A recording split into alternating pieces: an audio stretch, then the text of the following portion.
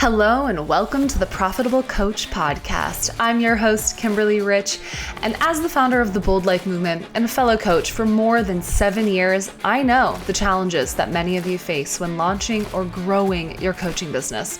And I'm here to pull back the curtain on the coaching industry and help you overcome roadblocks to make the impact you were born to make. Each week, I'll be interviewing successful coaches from every corner of the industry to share exactly how they have managed to generate massive impact and income. From strategy to psychology, we cover it all. This show is presented to you by Transformation Academy, a global marketplace of courses and coaching certifications. So whether you are already part of our epic community or you're brand new to this show, if you're ready to learn what it takes to turn your passion for service into a profitable business, then keep listening. You are in the right place. Welcome back to episode 46 of the Profitable Coach Podcast. Today I have with me business coach extraordinaire, Jason Moss. And I was really looking forward to this conversation with Jason because I first got introduced to him when he spoke as a guest on one of my mastermind calls. So this is a program that I have paid to be a part of, and Jason came in to share his wisdom, and I was blown away. I just really latched on to some of the principles that he shared, some of which we will talk about in today's episode. And I thought that his journey from $4,000 his first year in coaching all the way up to $2.5 million in revenue in 1 year. I just thought that he had a lot to share in terms of how you actually move from one stage of business to the next, some of the inevitable mindset shifts that you need to make, and how they're currently approaching their business and the offerings that they have to bring to their client base. So I won't waste any more of your time. Please welcome to the show the one and only Jason Moss. Welcome back to the Profitable Coach Podcast. I'm so excited to have Jason Moss here with me today. Jason, welcome to the show. Thank you so much. I appreciate you having me. Yeah, I was really excited to hit record because offline, I feel like we were already diving into things that are so relevant for so many people on this journey as we expand what we're capable of and what it is that we do to serve people. And sometimes we outgrow those people, but we still want to serve them. So before we dive back into that, I would love for you to just share with people, what is the current iteration of your business? And then we'll sort of backtrack a little bit and talk about how you got there. So who are you currently serving? Why are you excited to do that? So I'm a business coach. I work with coaches, and primarily coaches who are in the growth phase of their business. So coaches who have already got some momentum, they're signing clients and they want to increase their income, make more, sign more clients, grow their business, scale past 6 or multiple 6 figures. And so we've got various different programs and offers we have on the back end to help folks. And we also help coaches who are brand new and just getting started. And that has been a dance that I'm sure we'll get into as we talk about today, because there's been lots of evolutions around, where that piece fits in. And so basically I help coaches, and, I'm passionate and committed to helping coaches, all different niches, grow their businesses, make a bigger impact, and sign more clients through the work that they do. Ooh, okay. You said the N word, so I have to bring it up. You said all different niches. This is one of the things that I find my students at TA struggling with the most, is this resistance of putting themselves in a box by choosing a niche. So I'm wondering if you can speak to the freedom that niching down, even if just for a period of time, can actually bring people, and or maybe just what your philosophy is on this in general. It's a great question. And I think the truth is there are different answers for different people. And one of I have a mentor, his name's Scott Olford, and he has this framework. He talks about the 3 levels of consciousness. So there's intellectual consciousness, there's intuitive consciousness, and then there's willful consciousness. And generally with coaches, I find, they're kind of wired in intellectual or intuitive or somewhere in between. Intellectual consciousness is like it's the mind, it's the thinking, it's the planning, the strategizing. And some people are very like really oriented around that, and that's how they lead their business. And then there's more of the intuitive type of coach or entrepreneur who's like the idea of like being in a box and like, having like a 5-step strategy for everything and coming up with like funnels and all this stuff just makes my head want to explode. Yeah. And like, to me, like I vibe with energy. I feel into what I want to do in a moment. I don't want to be, in a box that's going to cut me off from my flow. And so a lot of this is about like knowing who you are and knowing how you're wired. And the advice that I would give around niching actually is different depending on whether you're someone who falls a little bit more into like intellectual consciousness or an intuitive consciousness. So for most people in intellectual consciousness, I think a niche is a really good idea. And the reason it's a good idea is because it allows, like, the way that I think about niching is it's an act of service that you really do for other people, so that other people can very quickly contextualize like what you do. Like when someone goes to my social media profile and I say, in the bio line, like I help coaches get clients, in half a second, they can know whether or not I'm relevant to them in their world and their desires and their goals. And so it allows people to like very easily self-select and to just really be able to very quickly understand whether or not what I do is actually going to be helpful for them, whether or not I'm someone worth paying attention to. So that's where I think like the idea of niching is really an act of service, because it allows somebody else to figure out where you fit in, and to do that in a way that's really quick and easy. Works very well for intellectual consciousness people. Sometimes, especially for people who are like more intuitive consciousness, that can feel like a prison. Like the idea of like choosing one niche and like cutting myself off from like this possibility of like, well, maybe I could work with lots of different people, and maybe my thing is less about like having a very clearly defined lane, but more about showing up with this really like magnetic, powerful personal brand where I am the niche. This is, we both we're friends with Shoshana Raven, who talks about this, and so her philosophy, which I think is great for people who are more intuitive, is like, I show up in a really dialed up version of myself. I have a very powerful personal brand. Other people connect to me on a human level in terms of who I am and, my values and all the weird quirks. And that kind of becomes a category of one that like draws lots of different people to me who might be looking for slightly different things. And then I can create offers underneath that personal brand that kind of encompass like all different aspects of ways that I might serve. So I might have an offer for helping people with relationships and their businesses and, all different things kind of underneath the brand itself. So the brand and like your personal expression really becomes the niche.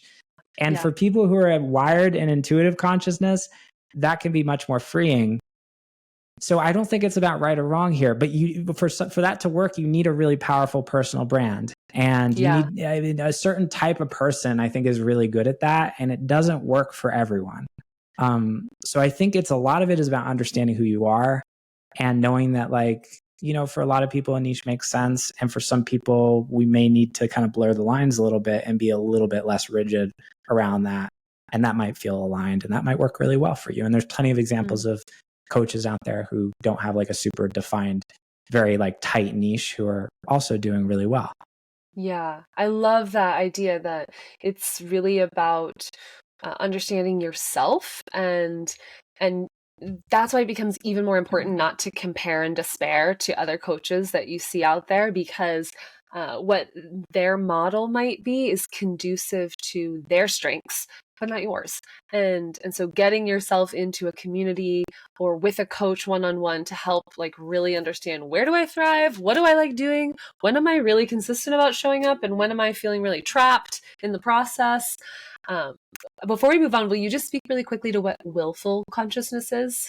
For anyone who doesn't know. Willful would be like the Gary V of like, I don't even think Gary V's like this anymore, but like it's the Grant Cardone, the Gary V, the kind of like, I'm going to make 150 cold calls and like, I'll work like 17-hour days and like more of that kind of like grind and hustle type of person. And all of these energies are all valid. It's not that there's a wrong or a right. It's just, you generally tend to find that like people exist in one more than others, and we have like a primary mode that we operate in. So being able to know yourself and also know your clients is another piece of this. It's like so much of marketing, like the thing that's going to work marketing wise for like people who are in willful consciousness is completely different than the thing that's going to work for intuitive consciousness people. It's why like a lot of people who are like very intuitive, like the idea of putting like a sales page together with like a countdown timer where it's like, you got to buy in like 5 minutes or your business is going to explode. Like we just like, ugh, it feels like I just want to like throw up. And like when I think about that, and for so long I felt like, marketing had to be one way. And the more I've gone down this journey, the more I've realized, no, there are many different right answers. It's just about knowing yourself, knowing who you're speaking to, and then figuring out how to show up in a way that's going to be aligned.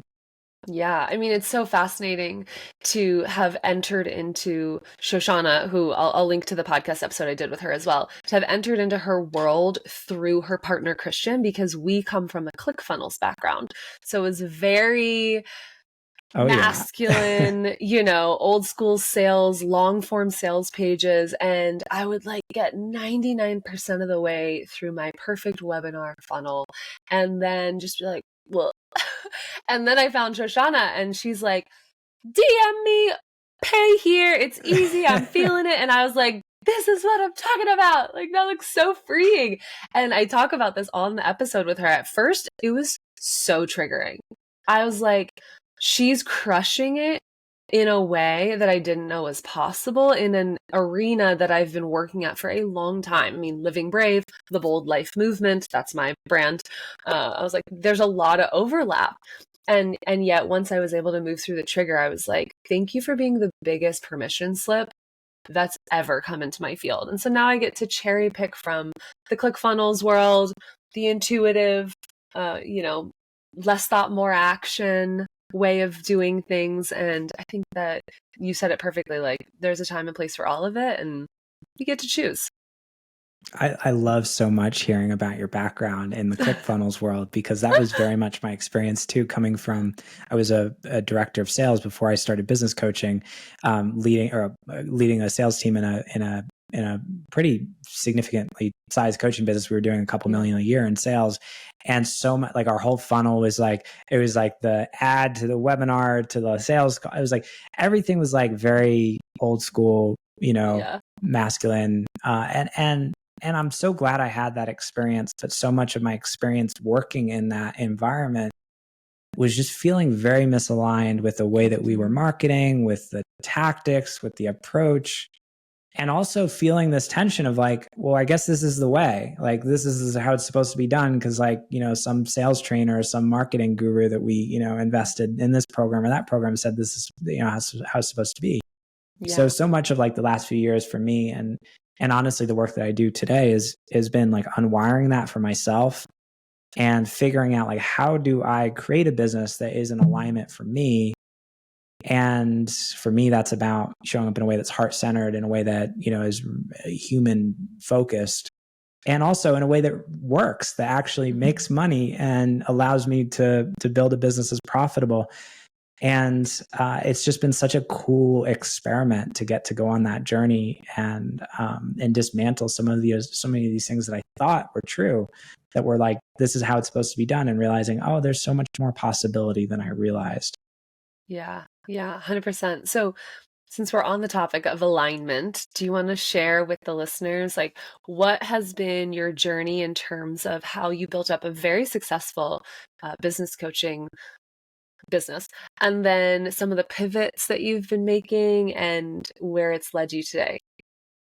Yeah, sure. So last year we were running a business that did, I think over $500,000 in sales. Objectively, like lots and lots of clients. Like on the surface, you might have looked at that and said, Jason, you've hit the jackpot. And on paper, I think the business looked very successful. But for me, so much of what I was feeling on a day-to-day basis was this just, it was like a combination of like, I'm bored. And I'm also like, there's no juice in this anymore. Mm-hmm. It feels like very kind of dead is maybe the best way. Not even so much dead, but like, I just felt like I was going through the motions. Everything was very strategized and planned and intellectualized. And I had, my days that I would, show up and create the content. Like every Friday it was like time blocked on my calendar, and, all the systems and everything was like buttoned up. And I had the team and everyone was posting the content for me. So I didn't have to have social media on my phone. Everyone's doing the things. It was great on paper. And yet I felt like there was something that was missing for me. And so what happened was I actually ended up on this retreat with someone, a mentor of mine, who I would say is very, very much intuitive consciousness, very, flowy, someone who's, super successful, who I really admire. And so I ended up on this retreat down in Napa, and we did like a one-on-one together. And I'm sitting there and we're just talking, and I was just like, something just broke in me. It was like hanging out with someone who just like was embodying a way of being in their business that was completely different. I was like, no strategy. He couldn't tell you what was going to happen tomorrow, but he was also making millions of dollars and doing, very successful things in his business in a completely different way. And I left that retreat and I felt like I just felt like I had like something broke, like my operating system in my mind just felt like it suddenly like something just shifted or changed. And what I realized was, going back to those 3 levels of consciousness that we were talking about earlier, willful, intellectual, intuitive, like what I realized, I was living my business in intellectual. I was living in my mind, in the strategy, everything was planned and intellectualized. And I was completely cut off from like my life force, from the intuitive consciousness, from the ability to like flow and really connect with like what actually feels exciting for me. Like why do I do this business in the first place? It's not just to make money. It's because I want to wake up every day and create something that allows me to experience joy and fulfillment and real freedom. Not the freedom that like we talk about in our marketing, like, oh yeah, how amazing would it be to, XYZ 10K months or whatever it is. But I mean like real freedom, like the ability to actually enjoy the day-to-day journey. And so the last few months for me, and, since going through that experience, have been this radical reinvention of my business. And it started with burning a lot of stuff down and letting go of a big portion of our client base. We actually, stopped working with new coaches in our higher level programs because that wasn't feeling aligned for me anymore. I completely like threw out the calendar. I was like, I'm not going to like time block anything anymore. I stopped using an alarm clock. I was like, I need to get back to like what feels aligned for me. And at first it was terrifying. I was like, I feel like we're blowing up this business and everything on paper was working. And I think that's one of the hardest things to do with alignment, is like alignment almost always, especially when you're at a certain level in your business, usually what it requires is letting go of the thing that makes sense on paper and stepping into the unknown, which is terrifying to the ego and to the part of us that's like afraid to let go of control. So first it was like, okay, I got to let go of all this. I don't even know what's going to happen. Like, who knows if I'm going to be able to pay the team like in 3 months. It just felt like a massive leap of faith. And so, we completely restructured our offers and, completely changed everything on the back end in terms of our offer structure. Marketing completely changed. I was like, I'm not going to time block anything anymore. Like, I'm just going to write and show up when I feel inspired, which is something that I would have made fun of like a year ago. I was the coach who would show up in my content and say like, inspiration is not the fuel to run your business on. Like, you need to be consistent. You need to like show up when you don't feel like it, and just like be able to like be this machine. But I realized the machine was killing me. It was no longer in alignment for me. So the first few weeks felt like this massive letting go.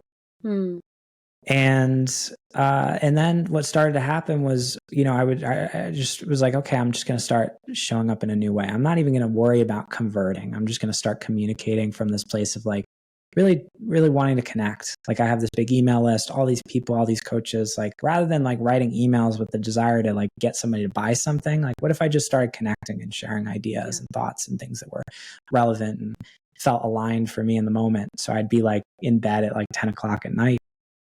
And I would just like have this impulse in my mind of like, I have this thing I want to share. Like, I need to tell people about it.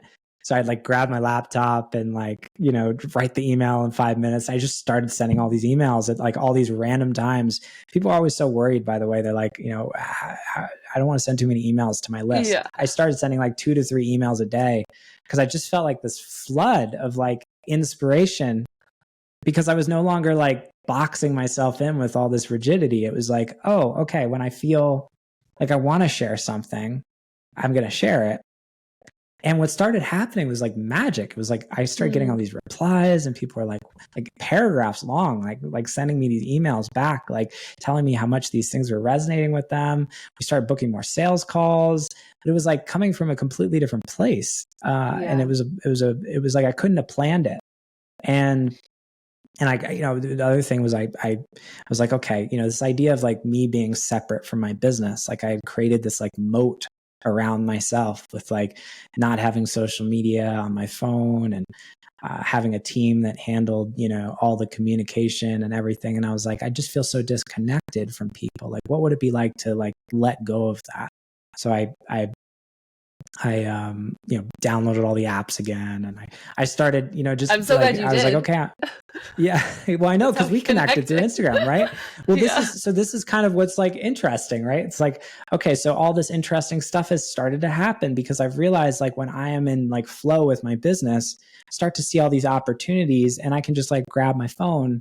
Like, for example, the other day, I'm seeing this guy like on Instagram. He just keeps like hearting my stuff. I'm like, this guy's engaged. Like, let me just reach out to him. And I was like, hey man, keep seeing your name pop up on my feed. You seem awesome. Like, just wanted to connect and say, hey. 5 minutes later, like he ended up signing up for our new Launchpad program. Amazing. Like a day after that, he signed up for the retreat we're running this weekend.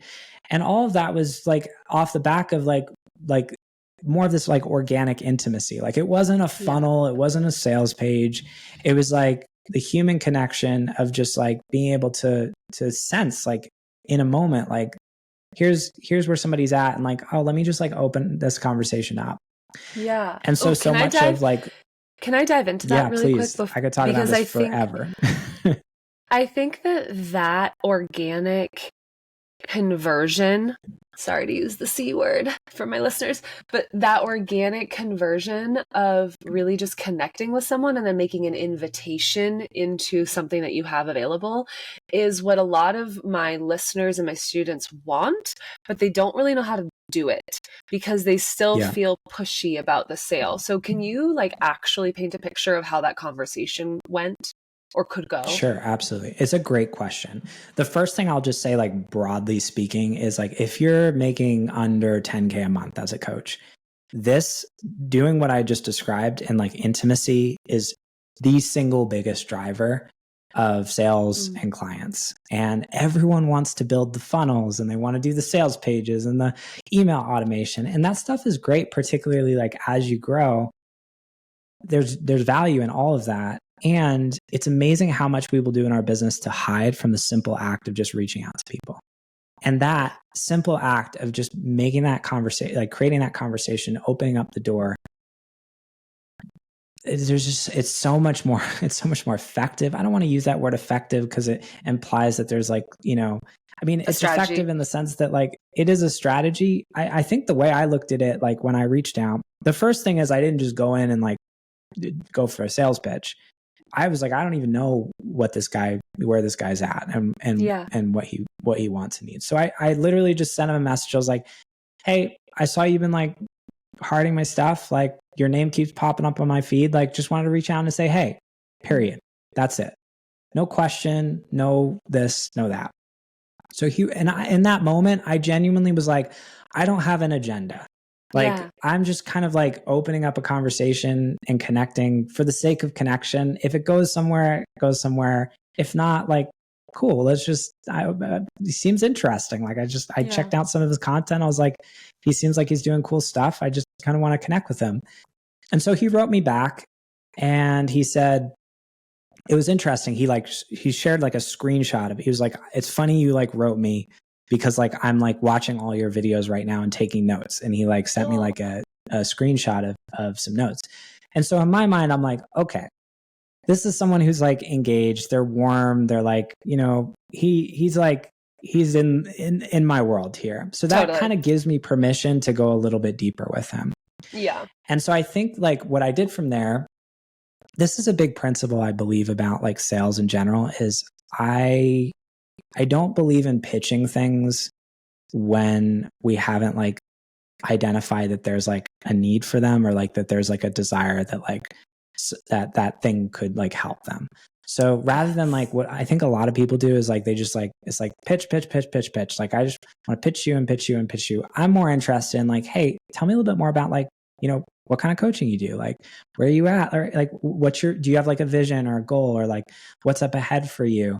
And like, so I'll ask like a question or two that basically helps illuminate like what does this person want? And I start there, and I'm not even thinking about my stuff. I'm really like, the first thing I'm interested in and curious about is like, okay, where is this person today? Where do they want to be? And how can I help them get there? And sometimes the best path forward for that person might be like, hey, go check out this other coach, or like, oh, I have this like really cool free YouTube video. Like you should definitely check that out. I think it'd be super helpful for you right now. So I asked a couple questions, and, you know, he told me a little bit more about kind of where he was at. And I was like, oh my God, this Launchpad program that we have would be perfect for him based on what he's sharing with me. So then I can come in as like a problem solver, and I can be like, hey, like based on what you're sharing with me, like you said, you want this, this, and this, like this thing, literally, like we built this to solve that problem. Like, I'd love to share it with you if you'd be open to checking it out. And so asking for permission, and then being able to send like a link or something like that. And that was basically how that conversation unfolded. And, you know, because I came in as like a curious presence without an agenda. We just had like a little bit of back and forth. And then, you know, really seeking to be curious about someone else and like what their path forward is. And then being able to say like, hey, here's this thing that can help you get there. Now we're not just like blind pitching someone. We're actually like coming in as a problem solver. I think that like broad format for something like that is the model that I would use for like outreach. Well, and I try and reiterate all the time in my coaching sessions, like if you know, excuse me, if you know that what you have can help someone, you have like a moral obligation to let them know about it, or at least ask them if they want to know about it, versus like leaning back and not even reaching out because you don't want to spam them. It's like, if they're following you, go message them, go find out, why are they following you? What are they sticking around? Why do they like the stuff? Like, what's resonating? If nothing, it'll help you feel inspired and encouraged to create even more of that same kind of content. And it's like, it's called social media for a reason. We're there to get social and to like connect with one another. And I think that you nailed it. The more that people who are under that 10K per month mark can really embrace the connection-based marketing, like the easier the whole thing gets, the more information you get about them, etc. So yeah, thank it you makes for everything easier. Of course. Yes, for sure. So let's talk about Launchpad, because we're right at the point in your story where, you know, you guys were moving away from helping new coaches, restructuring the offers, and leaning into helping individuals that had been in the game for a while now and were actually looking to scale versus just start out. Mm-hmm. So I'll let you pick the story back up.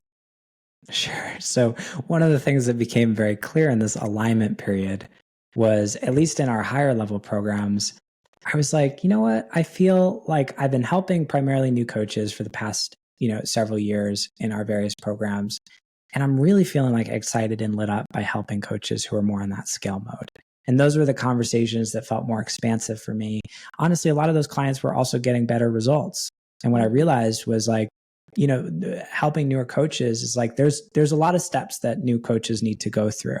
And it generally like, it takes longer oftentimes for like people to, you know, for things to click in and for people to get results. Versus, you know, taking somebody who's already got that traction and helping them kind of get to the next level. I was seeing the momentum happen faster. And so initially I kind of had this like, I mean, there were many layers of things that were going on for me. The first thing was like this, I mean, there was this questioning in my mind of like, are we really like helping new coaches? And because at least in the boundary of like our 6-month program, like we weren't seeing as many wins and we weren't seeing as much momentum. People were signing clients and they were starting to experience those wins, but oftentimes it was like more internal stuff. It was like, hey, like I developed the confidence to start posting on social media, which is like a huge deal for someone who's like never started sharing. Like those things are like really significant. But I was like, I wanted to see the like 10K months and the, and we were seeing those from like people who were like further along. Yeah. First, I was like, well, maybe we're not helping these people.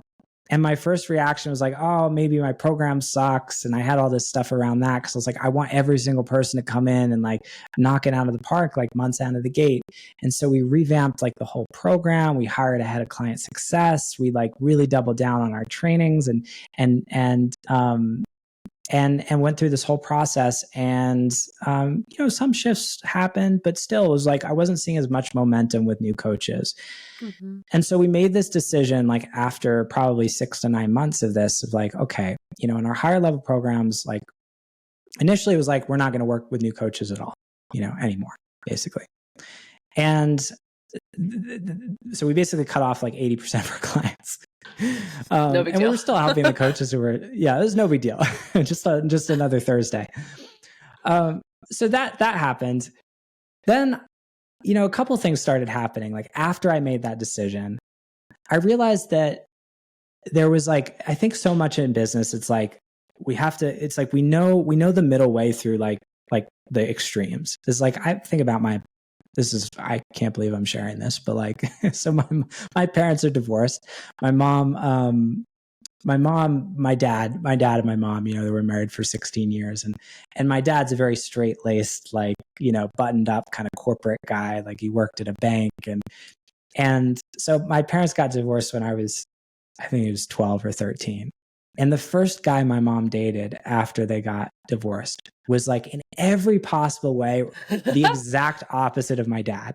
He was like, but he went to Burning Man. He was like, like he was like super hippie, like, and so my mom went through that period of time where it was like, okay, it was like almost like a radical left turn from what she had experienced from my dad. And then she ended up with someone who's kind of in the middle.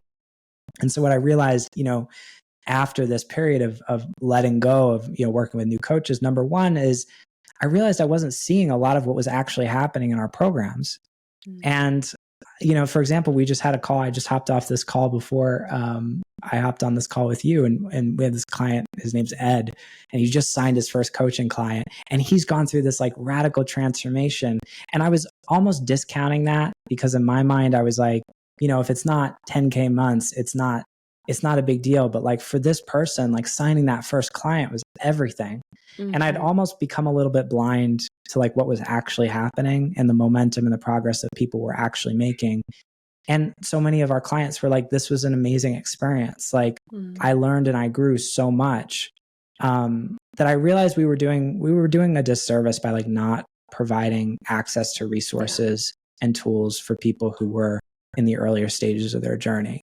So I started asking myself, like, what would the middle way be? Like, is there a way to honor both of these things? Is there a way to honor the alignment for me of like, I feel really like energized and expansive working with like people who are further along, but also to not just like, go date the Burning Man guy, but to like find some kind of in between where we could serve both of those folks. And so this was really like the inspiration behind this new Launchpad offer, which we'll be sharing next week, which is really like it's an online course that's designed for newer coaches. It pulled straight from our higher level program, all of the best training and resources and materials to basically give those folks the tools that they need to get up and running, to start signing their first few clients, and to just speed up the whole process. It's not that it's going to be easy. It's a journey that like if you've never signed a client or if you've never run a business before, like this is stuff that's not going to happen overnight. And anybody who tells you they can get you to 6 figures in 90 days and all this marketing that we see, your Instagram feed's probably filled with the same ads that mine are. Oh, for sure. It's like we all kind of know it's like this is not an overnight journey. I mean, I made $4,000, a little over $4,000 my first year as a coach. So it takes time, it takes effort, it takes commitment. And for the right person who's like down for that journey, I really think this Launchpad program significantly speed up that whole process and just allow you to like actually get to where you want to be a lot faster. Yeah, one of the things that I love about you all bringing Launchpad into the business suite, the product suite, is this notion that even as we outgrow what it is that we're helping people with, it doesn't mean that all of our wisdom goes away. So maybe what actually needs to happen is that we decrease the energy output on our end as the business owner to serve those people. And we make it, like you said, self-paced, maybe a course format. And this could be planting some really fun seeds for people who have only done one-on-one coaching, but they're really like, I want to be coaching on this, but I've helped a lot of people with these results. Package it up. Have a lower end offer, start to create that client ascension journey and really like expanding your product suite and expanding your capacity as a business owner. So I think that this is like a beautiful full circle, and I'm glad that our interview didn't happen until today because Launchpad wasn't a thing when I reached out initially. Yeah, absolutely. I'm glad for it too. Yeah. So another question that popped up is, you talk about the difference between newer coaches, they're still kind of getting their feet wet. Maybe they're just getting that first client, that second client, and then the ones who have a little bit more traction. That's who you're starting to appeal to more in the higher tiered offers that you have. What is that tipping point? What causes people to hit that point where it's no longer so arduous to get a client? Like there's sort of this flow of traffic, of opportunities, etc. What do you think causes that? I wish there was one thing that I could point to and say, if you just have this one thing in your business in place. I mean, I started coaching in 2016, I made $4,728 my first year. And a lot of that first year was creating a lot of content that it felt like almost nobody paid attention to. For me, like my platform was YouTube. So it was like, I would put out a video once a week on YouTube and it was like, no one was paying attention. And then year two, suddenly like a lot of those videos started like picking up. And so I made $75,000, I think, my second year. And I got better at everything. I was like, from coaching. And I got better at everything. It was like everything got 1% better because I was like, okay, I'm better at copywriting. I've like learned a little bit more about how to do these emails. This content is starting to pick up. Like now I've got like people coming in every day from these YouTube videos that many of which that I published like a year ago. I've gotten better at recording these things. I had launched like a couple offers that had flopped and I finally like understood. I was like, okay, well, here's kind of what my audience wants. Oh, let me like survey them to like figure out what they want before I launch the next offer. So I'm not just like throwing random things out into the void, but I actually have some intention around what I'm creating. Yeah. And I'd also built trust. I mean, so much of the act of marketing, I really see marketing as nothing more than like, it's a human journey of building relationships and connections. And that stuff doesn't happen for the most part overnight. Like there are going to be people who come into your world who are ready to buy, week one. But honestly, for 97% of the people, like they're going to need to see you for an extended period of time to form some kind of opinion and relationship with you. So I think just like the daily act of showing up, being visible, creating value for people, and making invitations on a daily basis. I described the journey of growing a business as like this exponential curve. It's like the beginning stage, you feel like nothing's happening. You're just like, this sucks. Not only do I have all these mindset blocks, I got all this imposter syndrome and, self-doubt. And like the part of me that's just like, what am I doing? Like, this is terrible. Am I even qualified to do this? Should I like, But I feel like I suck at everything. I don't know how to do these videos. I don't know how to do a landing page. What the heck is a landing page? What email marketing software should I use? All those things are like, there's a period of time where that's very painful. Yeah. And but you keep showing up and you start, it's like every day you plant these seeds. And then like year two is $75,000 for me. By year three, I had hit six figures. So I was like, okay, like I actually know what I'm doing now. Like I've got an audience of people who like are following me that I've like been connecting with in many cases for, a year or two. These Yeah. people know me, like they trust me. They've seen like 50 pieces of my content. So This when is I all send an email, organic at invite this them in. point. This was all organic. This was before I had done any ads or anything like that. I didn't start using ads until probably about 3 years ago. This was when I transitioned into becoming a business coach. Got it. And Okay. yeah. What was So the I would say initial like, coaching? so my first coaching business was, I have a background in music. I studied music in college, and I basically was like an audio engineer. So I would help people make records in like recording Cool. studios. And so I had all this information that I knew could help musicians. And I was like, okay, I want to build this business online to share these things. So I had launched this business called Behind the Speakers. And I was basically helping musicians learn how to record their own music and how to make it sound professional. So I had online courses and would do like group programs and things like that. Very And cool. man, what a great experience. I'm so grateful for that. I learned so much about marketing, about just how to show up, and made so many mistakes. And it took me time. It was not like an overnight thing. Yeah. And so much of business is like that. It compounds over time. Yeah. And I think that is the hard truth that a lot of new business owners and new coaches don't want to hear, but I just see it. I see it in everyone that I've considered a mentor. You know, we often believe that, oh, they made 6 figures in 6 months. Well, there's all this legwork that came ahead of that you're probably not counting, or maybe they're not totally counting. Like, it's very rare for people to hit these huge financial milestones in a short amount of time.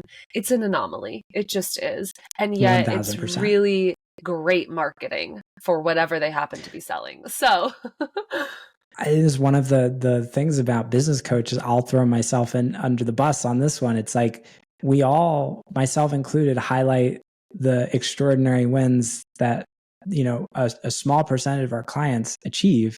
And, you know, like, you go on my website and you're going to hear the stories of people talking about, you know, I hit, you know, 10K my first month inside your program, because that's the stuff that people want to hear. And that's the stuff that's most attractive. And if I got a choice between sharing that story and the person who took, you know, 3 years to make their first sale, of course I'm going to show the first one.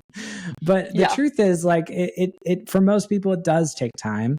Yeah. And that doesn't mean, you know, it isn't an incredible experience and not worth doing. And, you know, I have learned so much about myself through entrepreneurship, through this journey. It's been the hardest challenge, one of the hardest challenges of my life. And I'm so grateful for who I've become, like, through that process.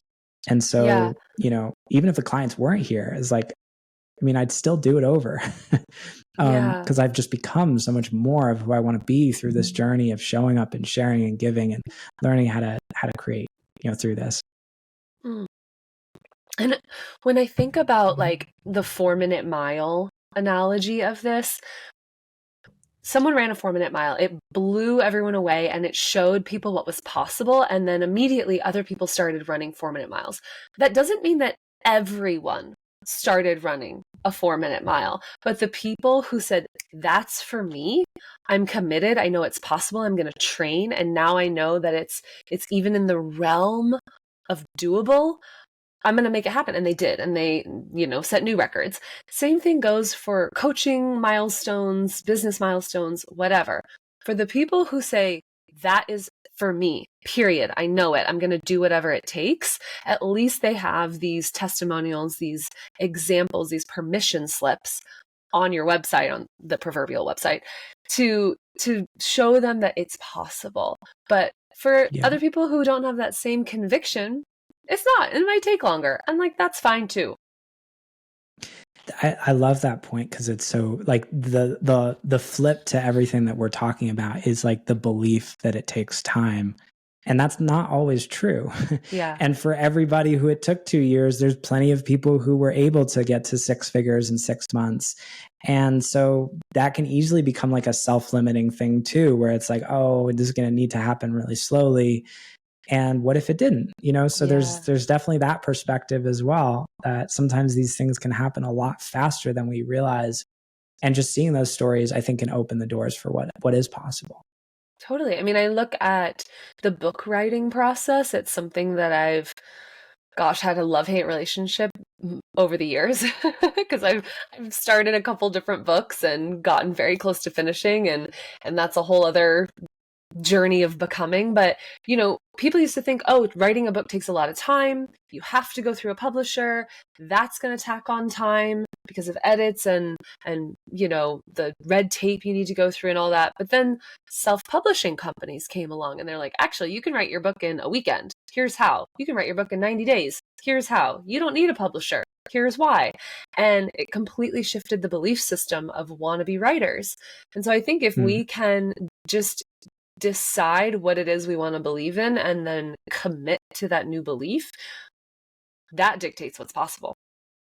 Yeah, I agree. I mean, when I became a business coach, my first month was a 10K month, and we had scaled to $1 million in sales within 2.5 years.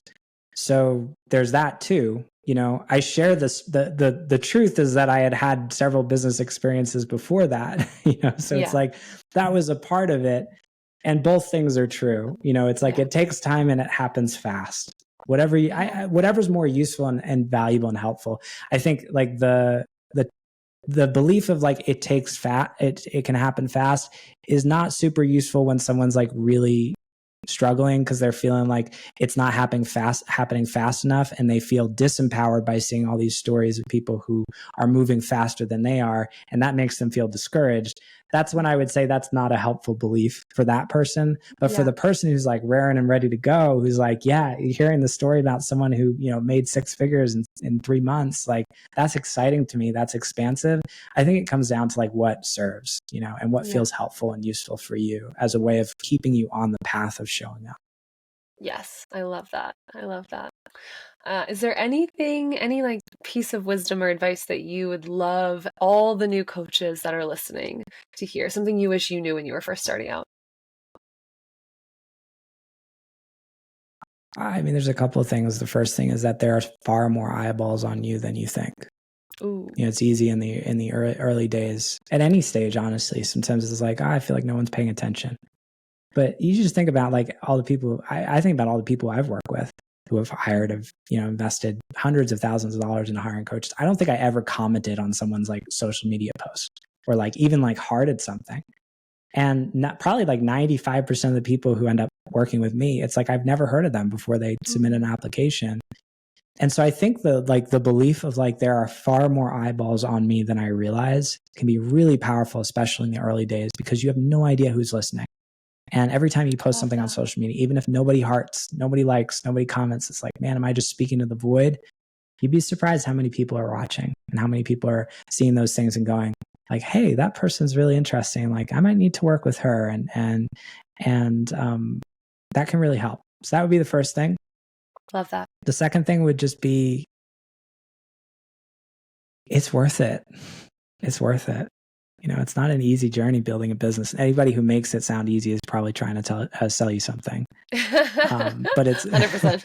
But we're in the business of making it sound easy, but it's not. And it's so worth it. It is so worth it. I would not trade this journey of entrepreneurship for anything. It has helped me grow and evolve, and the people that I get to serve. And there are so many days that I wake up and I'm just like, what is life that like I get to do this and hang out with like the coolest people I've ever met and make great money and experience like real freedom and run a business that like I truly love with people whose lives are being changed forever. And that is possible for you as the coach on the other end who's listening to this, regardless of where you're at in your journey, regardless of how much, you feel like the mountaintop is like, oh man, this is so far away. Just continuing to show up and taking that one step forward each and every day, you'd be amazed like where you end up. And there's so much good on the other side. And I would just encourage you to keep going because you got so much to give and so much value to offer and so much to share. And it's worth it. I love that. And I like to think of each step as like a 2 millimeter shift. Tony Robbins talks about this, like just 2 millimeter shift in a different direction means 5 months from now, 5 years from now, you're in a completely different place. And have gone down a totally different path than if you had stayed on the course that you were on. So thank you so much, Jason. It was such a treat to get to hear inside your mind and your heart. And I hope that anyone who's interested in checking out Launchpad will go see the show notes. We'll have everything linked up. Where can they go find you online? Yeah, thanks so much for having me too. This was a lot of fun. In terms of connecting online, I'd love to hear from you. You can follow me on Instagram or Facebook at Jason Moss Coach. We've got our website, jasonmoss.com, that has links to all sorts of stuff. And yeah, if you want to shoot me a message, shoot me a DM about Launchpad. If you are a coach who's in the earlier stages of your journey, that launch will be running through the last 2 weeks of June. So I'm happy to have a chat with you, and we can explore whether or not that would be aligned for you. Amazing. Again, we'll have all that linked up in the show notes. Big thank you to Jason, and we'll catch you guys on next week's episode. Thank you so much to Jason for today's conversation. And if you want to get access to any of the things we talked about, other episodes of the show, his brand new Launchpad program, head over to theprofitablecoach.com/046 for episode 46. And if you like today's episode, do me a favor, shoot Jason a DM over on Instagram, shoot me a DM over on Instagram at @KimberlyRich. I love hearing from you guys, and I want to keep making this show everything that you want it to be in terms of how to get clients, how to scale your business, what to do when you don't know what to do, and so much more. So if you liked today's episode, then shoot me a message over on Instagram, and I look forward to connecting with you all on next week's show. Sending big hugs.